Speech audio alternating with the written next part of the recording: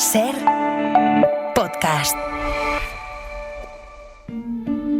Hoy, en las cloacas de la biblioteca de Martínez Asensio, los empleados andan en sus negocios. Necesito algunos libros, jefe, que se los di todos al maestro Asensio. ¿Pero cuántos le diste? 60.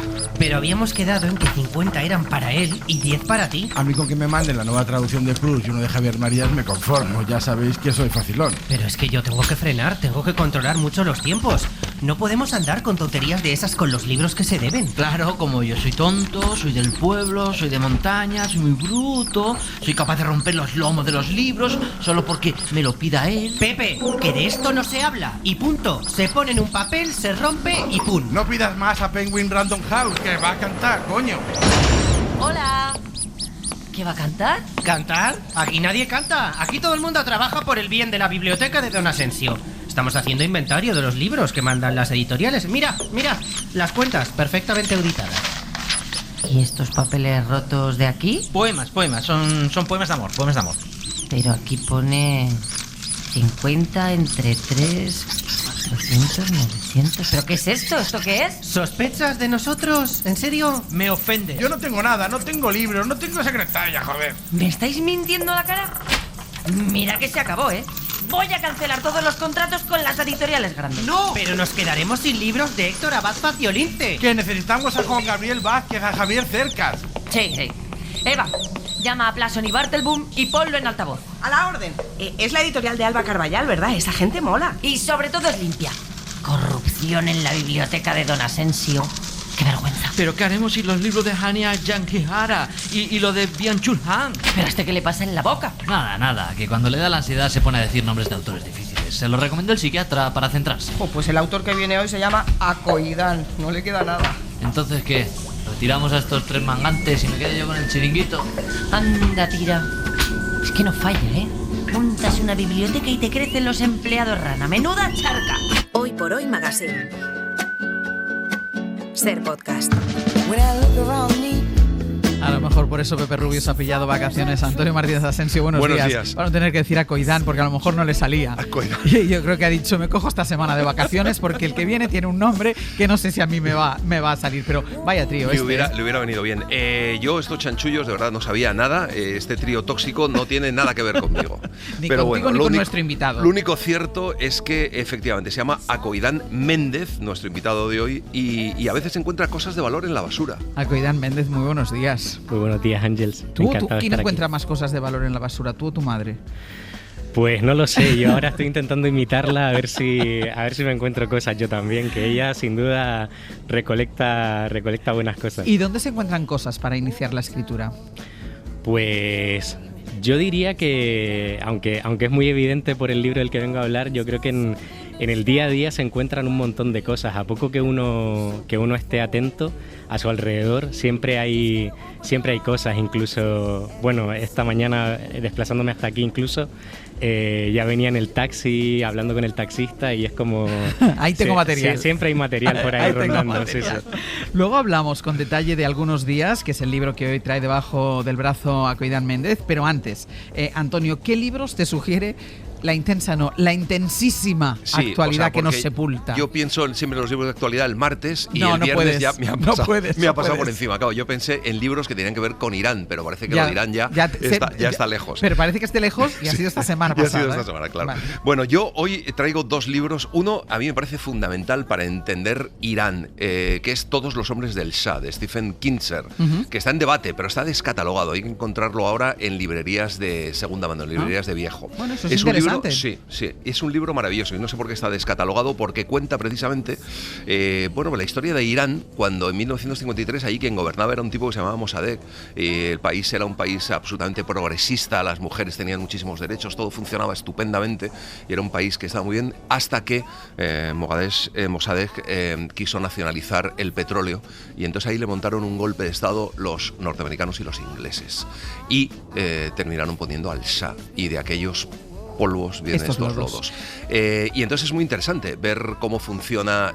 Yo creo que es un libro que explica mejor cómo funciona Estados Unidos que cómo funciona Irán, pero es clave este libro. Todos los hombres del Shah, de Stephen Kinzer, que está en debate pero descatalogado, pero es un buen ejercicio de ir a librerías de segunda mano, librerías de viejo, para también ojear y a ver si ahí lo encontramos. Y encontrarlo. Pues inténtenlo. Y el segundo es Mártir, en cambio, es una novedad de un tipo que se llama Kaven Akbar, que ha publicado Blackie Books, y es muy interesante porque este es un hombre que ha nacido en Teherán, que la verdad es que con 2 años ya se fue a Estados Unidos, pero bueno, es un poeta, es un artista iraní que vive en Nueva York y que ha escrito este libro donde se mezclan muchísimas historias que tienen que ver con Nueva York y que tienen que ver con Irán, y entonces esa mezcla de ambas culturas es muy interesante leerlo actualmente. Es uno de los libros que está pegando más ahora mismo. En Estados Unidos ha tenido muchísimo éxito y yo creo que tiene mucha gracia leer ahora a un iraní, un tío que ha nacido en Teherán, que vive en Nueva York, y esta forma de unir esos dos mundos, ¿no? Con sus obsesiones que tienen que ver con el mártir, pero también con muchas historias norteamericanas. Mártir de Kaven Akbar, que está en Blackie Books. Son dos libros que ayudan a entender un poco mejor a este país fascinante, ese país fascinante que es Irán, y conocer bien su historia, cómo llegó a convertirse en la República Islámica, que sí que está ahora mismo en el centro de la actualidad. ¿A ti te influyen, Akoidan, la actualidad en las lecturas? ¿Cómo eliges qué leer en cada momento, dependiendo del estado de ánimo? Buena pregunta. Pues la verdad que siempre tengo esa intención de estar como muy en la novedad. Lo cierto es que luego las lecturas que más como las que se terminan acomodando mejor son las que vienen como de manera natural, y que de pronto cuando no sabes muy bien por qué, de pronto un libro te lleva a otro, y eso va generando a veces como un patrón de lectura como medio misterioso, que a veces es mucho más orgánico que cuando tratas de comprar novedades sin ton ni son, y luego terminas por no leer ninguna. Pues ahora vamos a hablar nosotros del libro de Akoidan, de algunos días. Ya saben que queremos saber también qué libros nos donan ustedes para la biblioteca. Esos libros que a lo mejor llegaron a él por otro libro, una lectura les llevó a otra y descubrieron algo sorprendente, algo que siempre recomiendan, algo que ustedes piensen que merece estar en la biblioteca del Hoy por Hoy. Así que hacemos una pausa y esperamos sus llamadas al 900 100 800. Hoy por Hoy Magazine. Ser podcast. Domingo 8, el encargado me despertó de madrugada porque saltó la alarma del bar. Se ha colado un animal, me dijo. Hazme el favor, te lo pido, te doy un día libre, pero mira a ver qué pasa. Después me envió una foto medio borrosa de la cámara de vigilancia. Unos ojos centelleaban en medio de la oscuridad del almacén. En la negrura del espacio no cabe nada, pero esos brillos abren un hueco a la posibilidad, o por lo menos a la duda. Un gato negro entre los cascos de cerveza vacía. Desperté a Carlota, parece una rata, me dijo ella. Sentí un poco de miedo y le pedí que me acompañara. No es que tenga miedo, me excusé, pero no sé. Imagínate que se pone a la defensiva.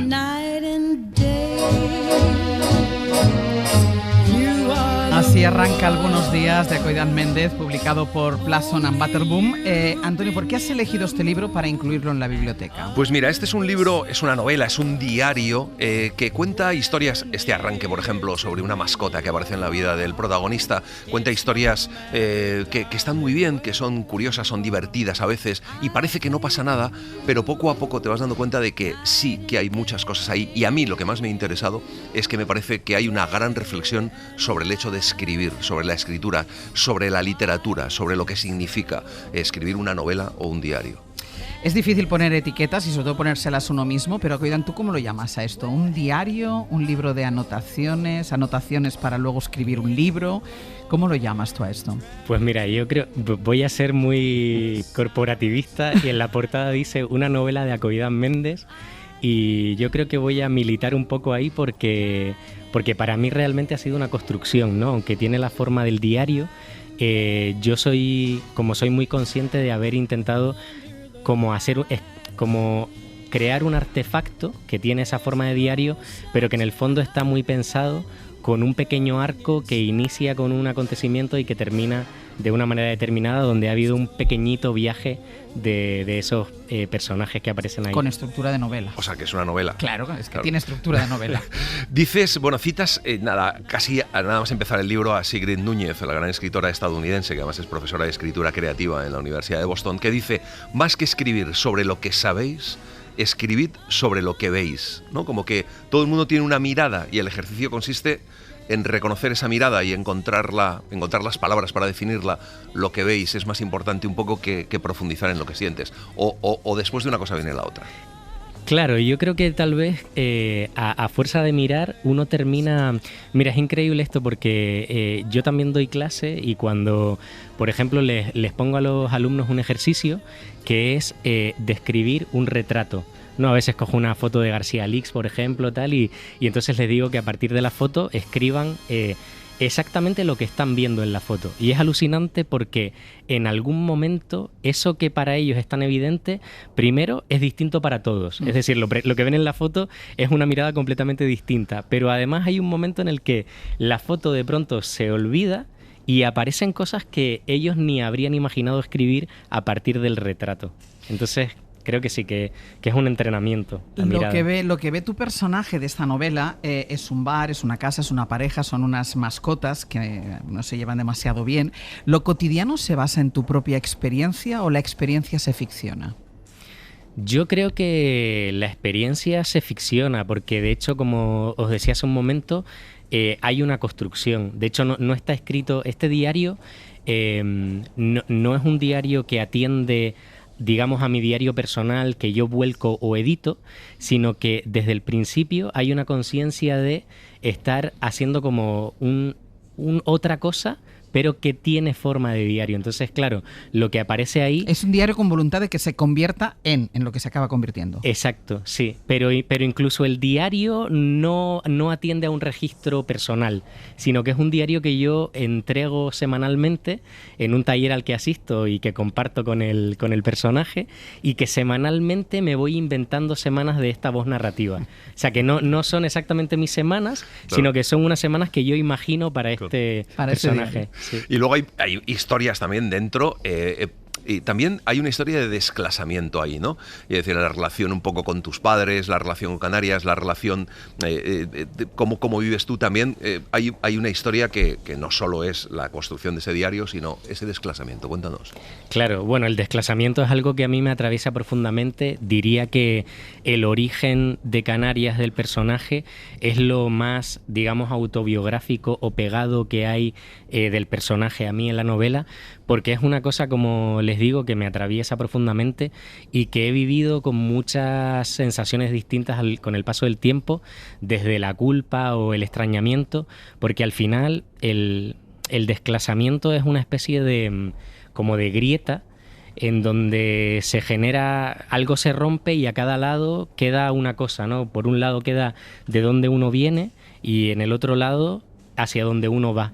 Y muchas veces hay un cambio ahí que no solo tiene que ver con lo económico, aunque también, sino que muchas veces tiene que ver con la formación, con la cultura. Entonces, claro, el lenguaje incluso cambia y se genera una tensión ahí muy literaria, porque uno no quiere renegar de dónde viene, pero al mismo tiempo, claro, hay algo que lo tira de alguna manera hacia lugares nuevos y que no conoce.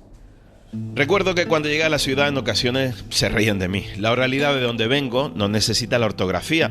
Basta con la música para saber que tecno es un traje elegante, que ajolá es un deseo, que migraña es un horrible dolor de cabeza. Poner letras, quitarlas o inventarlas es un juego para quien no escribe cartas, para quien conversa a la hora del café o para quien, como mi abuela, no sabía escribir ni leer. Lo que dijo Clara Obligado, la ortografía como poder, el acento como pertenencia. Detesto esa visión clasista que nos convierte en defensores acérrimos de una ley que todos, en algún momento, transgredimos. Hacerme adulto lejos de allí fue un ejercicio de traducción. Mi casa está en el mar con... Esta frase nos ha encantado. Hacerme adulto lejos de allí fue un ejercicio de traducción. ¿Tú sientes que vives simultáneamente en dos formas de lenguaje, la canaria y la peninsular? Sí, de hecho, por favor, si hay un neurólogo escuchándonos, que me ayude, porque he pasado por un montón de etapas, ¿no? Incluso a nivel profesional, yo vine a Madrid a estudiar interpretación y en un momento, por ejemplo, el lenguaje y el acento se convirtieron en una especie de vergüenza, ¿no? Porque recuerdo una clase en la que un profesor me dijo: ¿tú te crees que Hamlet hablaría con acento canario? Claro, en aquel momento no supe qué decirle. Hoy le diría que es que ni siquiera hablaría en español, claro. Hamlet, ¿no?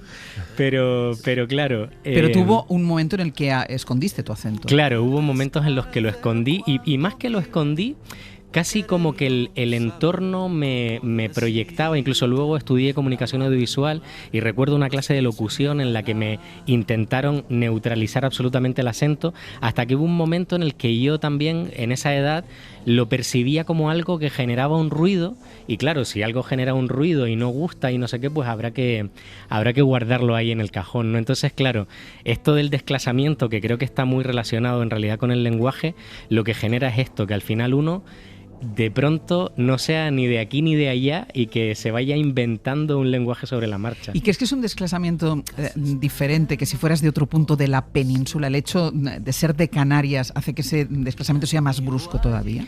Yo diría que sí, sobre todo porque a veces no...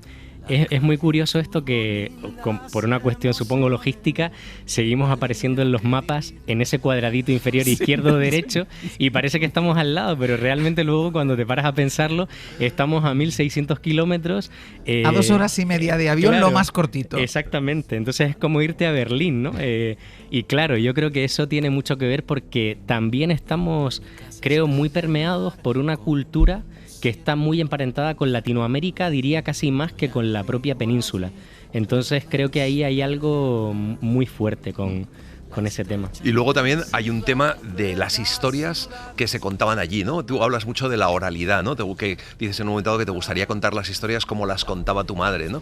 Y hay una cosa que a mí me ha divertido mucho, que es que en la novela la madre trabaja en la limpieza y encuentra historias en la basura, y el personaje trabaja en un bar y también encuentra en los papeles historias, ¿no? ¿Cómo se cuenta también esa oralidad? También está aquí en el diario esa forma de contar, ¿no? Esas pequeñas historias que a mí me han gustado mucho y que están ahí introducidas como que vienen de esa oralidad, ¿no? Claro, qué bonito eso. Mira, es que como veis, en realidad me parece que todo lo que hablamos tiene que ver con este desclasamiento, porque incluso este tema de la oralidad, en mi casa de la infancia no había ningún libro, ¿no? Y yo con los años me he dado cuenta ¿Ninguno? Que aunque no había libros de ningún tipo, o sea, de pronto, no sé, en algún momento igual vino el de Círculo de Lectores y nos hizo comprarle alguno, pero naturalmente no había librería ni siquiera, ¿no? No había como una biblioteca. Y esta cuestión, lo que no significa, que es lo que me he dado cuenta con los años, que es que no, lo que sí había eran historias, porque mi madre era una fabuladora tremenda, ¿no? O sea, yo por ejemplo cuando llegué a Madrid descubrí el cine de Almodóvar y esas mujeres que se reunían a hablar de sus cosas, de pronto me sentía identificado con ese mundo canario del que venía, donde sí que me reconocía en eso, en las historias de mi madre. De hecho, ahora, y con esto termino, me estoy acordando de que hace un mes y medio o así que me he mudado de casa y me da hasta un poco de pudor decirlo, ¿no? Pero bueno, para que se entienda aún más esto del desclasamiento, tuve como un mes y pico los libros metidos en cajas, ¿no? Y me sentía medio raro, ¿no? Pero no me atrevía como ni siquiera a decirme a mí mismo que aquel extrañamiento en la nueva casa tuviera que ver con eso. Y fue como colocar las estanterías y poner los libros que empecé a sentirlo como más hogar, ¿no? Claro. Y claro, y esto es una cosa que ahora como que tengo ahí un duendecillo interior diciéndome, anda, no seas tan snob, no seas pedante. No seas pedante, ¿no? Pero sí, hay algo en esa, como no sé, en esas historias, en el mundo que me han abierto los libros que me siento muy agradecido con eso. Sobre ese desclasamiento fue idea de Eva Cruz, que propuso que fuera Nicolás Castellano quien pusiera la voz a los fragmentos de tu libro, porque es así. Claro, o sea, no, porque iban a sonar más canarios, claro, necesitábamos ese acento. Muy bonito. Charlamos con mis padres, si fuera por ellos, las visitas a Canarias serían un encierro de día donde lo único que haríamos sería hablar, conversar, como dice mi padre. Yo pudiendo conversar un ratito con ustedes soy feliz, dice. Carlota dice que está segura que este año publicaré mi primer libro. Mi madre nos cuenta que la hija de su prima sacó uno. Le explico que eso es autoedición, que yo también podría hacerlo, pero que me gustaría que alguna editorial me publicase. Me dice, claro, algo más así, ¿no? Como Jorge Javier, Ana Rosa o La Barneda. Tú siempre has sido de más categoría. Luego, es que a mí hay historias de la madre que me encantan, que me llevan, es verdad. No, yo no había hecho ese paralelismo con las mujeres de Almodóvar, cuando se te llama o hablas que se ha muerto alguien que tú ni siquiera sabes de quién te está hablando, pero que es el hijo del sobrino de uno que pasaba y que yo conocía. O sea, me parece maravilloso. La editorial que termina publicando Coidán Méndez es Plasón y Butterboom, fundada por Alba Carballal, que estuvo aquí en este programa precisamente hablándonos de este proyecto que nos fascinó a Antonio y a mí. ¿Cómo fue el proceso de convertir el texto que tú tenías en un libro publicable? Pues mira, fue un proceso, la verdad que a ver si trato de condensarlo un poco.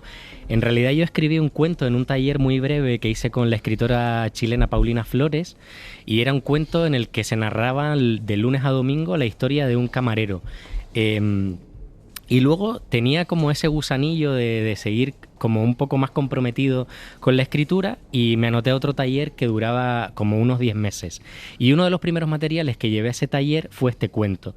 Lo que fue sorprendente, o la sorpresa que me llevé, es que cuando se leyó ese primer cuento, las compañeras me dijeron que querían seguir leyendo más sobre ese personaje.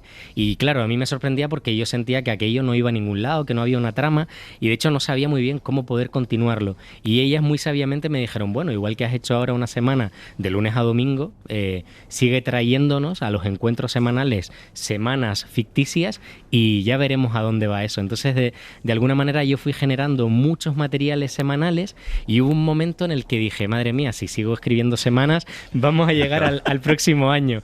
Y sí que hubo un momento en el que decidí intentar darle forma, a ver, porque a veces las historias, lejos de las estructuras narrativas, terminan apareciendo por repetición, por acumulación, a poco que uno vea cuáles son sus obsesiones, ¿no? Sí. En este caso era la vida afectiva, la precariedad, el deseo de la escritura. Entonces, cuando me di cuenta de algunos temas que iban apareciendo constantemente, intenté ahora sí darle una forma, ver qué me sobraba, qué me faltaba, y por el camino apareció, por supuesto, la maravillosa presencia de Alba, que era mi vecina de 2 números al lado, y como en una historia medio americana, terminó siendo mi editora.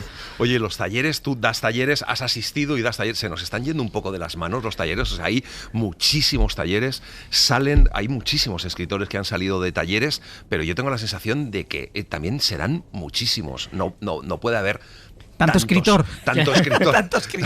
Por favor, paren de escribir, ¿no? No, yo creo que sí que... O sea, creo que hay muchos talleres, pero me parece bien, porque, mira, hay algo que esto es como... esto, digamos que no está comprobado, pero yo tengo la sensación de que en Latinoamérica en general el hecho del taller literario en concreto está mucho más extendido, y también hay algo de como de que el escritor te invita a su casa y a lo mejor tiene un grupo de 7 u 8 personas, y tú vas al taller no tanto como a una clase donde te van a enseñar cosas, sino que vas a un encuentro donde alguien, de hecho ellos no se llaman ni profesores, se llaman coordinadores, ellos los que dan taller, y hay algo ahí como más o menos horizontal, donde lo importante no tiene tampoco tanto que ver con la literatura como algo enorme, sino con el encuentro con los otros, con ver qué lee el otro de tu texto, qué le gusta, qué le funciona, qué no le funciona. O sea, yo estoy muy a favor de la figura, ¿no?, como de la existencia de los talleres, porque me parecen un espacio bonito de comunidad y de encuentro, y donde pasan siempre cosas buenas. Tú antes has hablado de las compañeras del taller en femenino, ¿eso quiere decir que mayoritariamente son mujeres las que asisten a talleres? Pues no lo sé, pero en mi caso, desde luego, el año en que escribí esta novela, que fue por el 2022, creo, 2023, me baila un poco la fecha, eran todo chicas, sí. Argentinas, la mayoría. Eran la mayoría argentinas, sí. Pero sí es verdad, porque nosotros aquí hemos abordado este tema en otras ocasiones, que no sé si argentinas, pero latinoamericanas, sí que hay mucha más cultura de taller de literatura en Latinoamérica que no aquí en España. Claro, y además yo creo que tiene que ver con algo que y esto es lo que digo que no está comprobado, que parece que nosotros tenemos como un poco a lo mejor esa soberbia de no, a mí no hace falta que nadie me enseñe a escribir. No, y en realidad... Claro, hay una técnica ahí. Claro, y en realidad creo que, o por lo menos la literatura que a mí me interesa, está lejos de esas discusiones. Es como, bueno, uno tiene el deseo de escribir, escribe, ya luego se verá si eso es publicable o si se quiere publicar o no, pero creo que la escritura tiene que estar como mucho más libre de todas estas discusiones, ¿no? Al final hay que vivir cosas ya luego para contarlo en el taller, o sea, es que al final se da la vuelta a la cosa. Bueno, y no tener no sé si pudor o vergüenza, ¿no? De enseñar. Hay gente que es muy, muy pudorosa, a lo mejor es más aquí en España que en Latinoamérica, es muy pudorosa con lo que escribe, ¿no? Yo no se lo enseño a nadie porque... Claro, totalmente. Por eso también, o por lo menos los talleres a los que yo he asistido, o en este caso en el de Federico Falco, son espacios también muy seguros donde el coordinador intenta que lo que se genera ahí sea como un espacio de tranquilidad para todos y todas y de confianza. O sea, nadie se va a reír de ti. Exacto. No porque... Creo que porque no se permitiría y porque también hay como un... no sé, hay algo incluso dicho desde el inicio que es, bueno, esto es un espacio de mucha vulnerabilidad para todo el mundo, lo que se dice en el taller se queda en el taller y de hecho, por ejemplo, cuando alguien habla de su historia o de su libro, atendemos siempre a la mirada de la ficción. Ya si alguien quiere decir, no, esto me pasó, pues eso es otra cosa, pero siempre se parte como de esa distancia de tratarlo como ficción. Un material ficticio, sí. Leo la entrada de ayer y me quedo dándole vueltas a quién está más irritable, si Carlota o yo. Normalmente no registro cómo me siento, qué bulle dentro de mí. Es sencillo documentar lo externo, lo placentero, como observar una puesta de sol. Igual hay que trabajar con las palabras, pero el otro, Carlota, una flor o la basura del bar no protestan por cómo los percibo. Lo interno sigue su propio cauce caótico, hierve, desordenado, y atraparlo, incluso perseguirlo, requiere una fortaleza que me esquiva.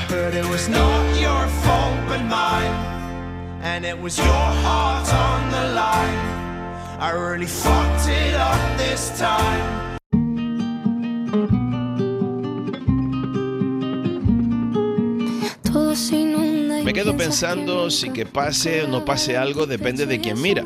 Me pregunto si puedo escribir una novela en la que tampoco pasa nada. Pero, ¿qué implica un acontecimiento? Ocurre cada tanto que escuchar un pájaro una mañana de domingo me parece un evento extraordinario.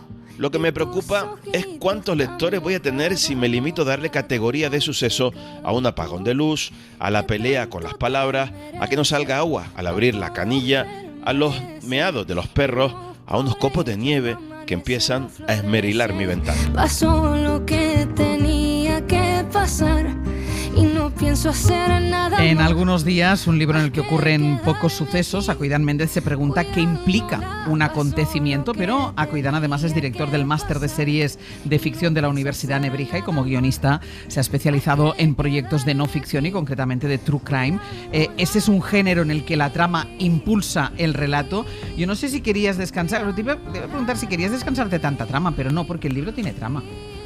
Sí, yo creo que es que, bueno, por lo menos conscientemente creo que no ha sido una cuestión de descansar de la trama, porque sigo disfrutando mucho del guión y del true crime en este caso. Creo que tiene que ver con algo mucho más orgánico y tal vez con como una necesidad personal, ¿no? A mí me cuesta, por ejemplo, mucho estar en el presente y darle valor como al cotidiano, al día a día, y de alguna manera seguro que es más una necesidad de volcar o de poner la lupa sobre cuestiones que para mí son importantes, ¿no? De todas formas, está bien que no pase nada, ¿no? A mí me ha interesado mucho eso, ¿no? De que no pasa nada. Bueno, pues es un diario y pasan cosas, pero efectivamente es la cotidianidad. Pero bueno, escribir es una cotidianidad en sí misma, ¿no? Tú das clase, tienes una hija pequeña, ¿cómo haces? ¿Le robas horas al sueño para escribir o qué? Pues sí, la verdad que el último año y 4 meses trato de robarle horas al sueño. Y luego al día siguiente siempre estoy penando y arrepintiéndome y pensando, no lo volveré a hacer. ¿Te acuestas tarde o te levantas pronto? Es que las dos cosas. O sea, es que ese es el problema, que me acuesto tarde y a las 7 de la mañana ya estoy en pie, con lo cual es un mal negocio. Bueno, pues vamos ahora, nosotros ya nos quedamos para nuestra biblioteca con Algunos días, un libro muy recomendable. Además ahora viene el verano, época de lectura, y está muy bien que lean libros como estos, Algunos días, de Akoidan Méndez, en Plason y Waterboom. Pero ahora llega el momento en el que Akoidan nos tiene que donar 2 libros, también por si acaso los queremos leer este verano. Venga, Akoidan, el primero. Bueno, el primero, qué difícil. Menos mal que sabía que tenía que hacer esta donación porque si no habría sido imposible. El primer libro que quiero donar a la biblioteca, que creo que es imprescindible, es Los Llanos de Federico Falco, que es una historia cuya premisa es bastante sencilla. Un escritor, después de una ruptura amorosa, decide irse de la ciudad, en este caso de Buenos Aires, y tiene el deseo de mudarse al campo y cultivar una huerta. Entonces, a partir de ahí, lo que me fascina a mí de este libro es que Federico Falco hace una cosa maravillosa, y es que en la reconstrucción vital de este personaje, de pronto, mientras está cultivando la huerta, intentando salir a flote, escribiendo incluso sobre ello, sobre las penas y las alegrías que le da que salgan o no un pepino o unas patatas, se termina convirtiendo como una especie de meditación sobre el paso del tiempo, sobre las estaciones, sobre la naturaleza. Y bueno, en estos tiempos así acelerados, me parece que poder abrir un libro y escuchar el repiqueteo del pis de una vaca a 10 metros está genial. Los Llanos de Federico Falco, que está en Anagrama. ¿Y otro que nos dones? Y el segundo, pues mira, esto, como decía Antonio, hace 1 año y 4 meses estoy embarcado en este maravilloso mundo de la paternidad.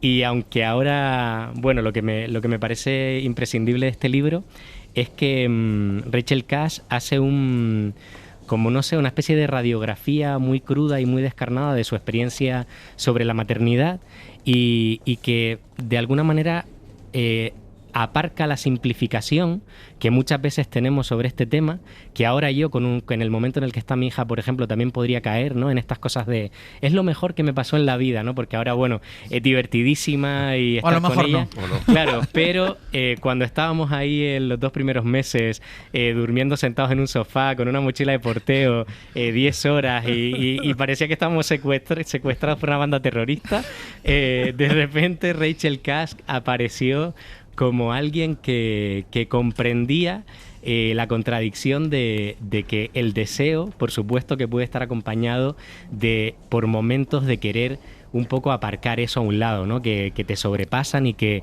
es también como algo muy natural, ¿no? No has dado el título del libro. Un trabajo para toda la vida, de Rachel Cash. Un trabajo para toda la vida, Rachel Cash, libro, lo he leído yo, el libro del asteroide, está muy, muy bien. Vamos con las novedades que trae hoy la empleada, porque tú le has dado vacaciones al otro empleado, no sé por qué. Bueno, tiene que ver con el convenio. Y con el trío ese al principio. Alguien ha salido huyendo. Eva Cruz es la empleada hoy del mes, bueno, como mínimo de esta semana. Eva, vamos con las novedades. Bueno, pues hemos traído Europa, de Luis López Carrasco. Le conocemos porque es el director del Año del Descubrimiento, que ganó 2 Goyas. También le conocemos porque ganó el premio Randall del 23 con El Desierto Blanco. Ahora publica Europa, que son 7 relatos que exploran las formas contemporáneas de la inquietud.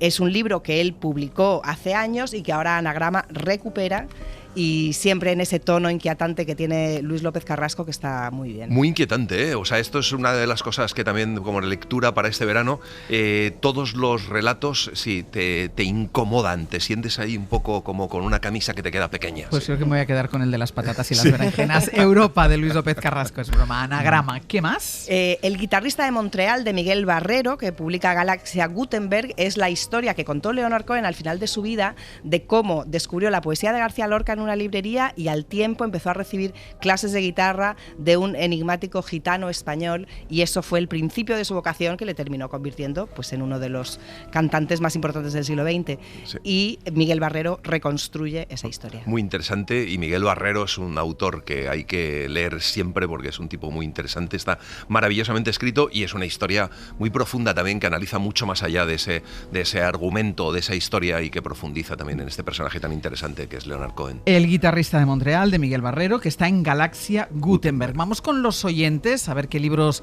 nos donan ellos para nuestra biblioteca. Marisa, desde Carabanchel, muy buenos días. Hola, buenos días. ¿Qué tal, Marisa? Cuéntanos, ¿qué libro nos donas tú?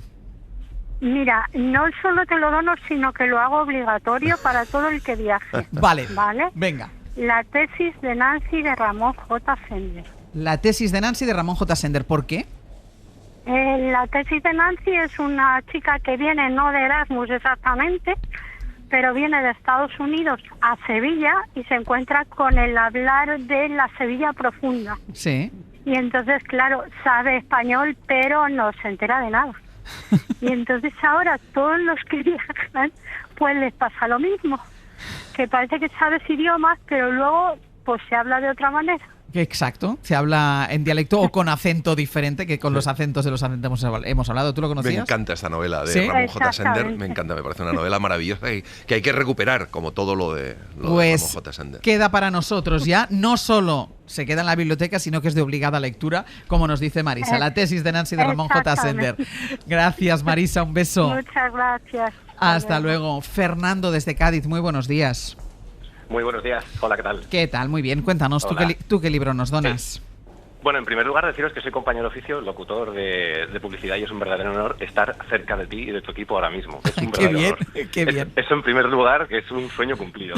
Y nada, yo quería contaros que soy de esa generación a la que nos pasaban sin transición de barco de vapor al Buscón de Quevedo y, bueno, el Quijote y la Celestina, y entonces, claro, había mucho rechazo a la lectura porque, bueno, había una falta de comprensión, evidentemente, y así de desarrollo cognitivo importante, ¿no? Entonces, gracias a mi Carmela, mi madre, que me puso en mis manos el perfume, pues me inicié en la lectura tarde ya, con 15 años, pero hasta entonces no he parado. Y creo que es una novela que cumple plenamente la función de evocar. Te permite oler, te permite transportarte al universo diegético del autor, a estar ahí, al lado. Y en tu caso, yo conozco más gente que le ha pasado, que es el libro que le ha llevado a querer continuar leyendo. Fernando, muchísimas gracias. Exacto.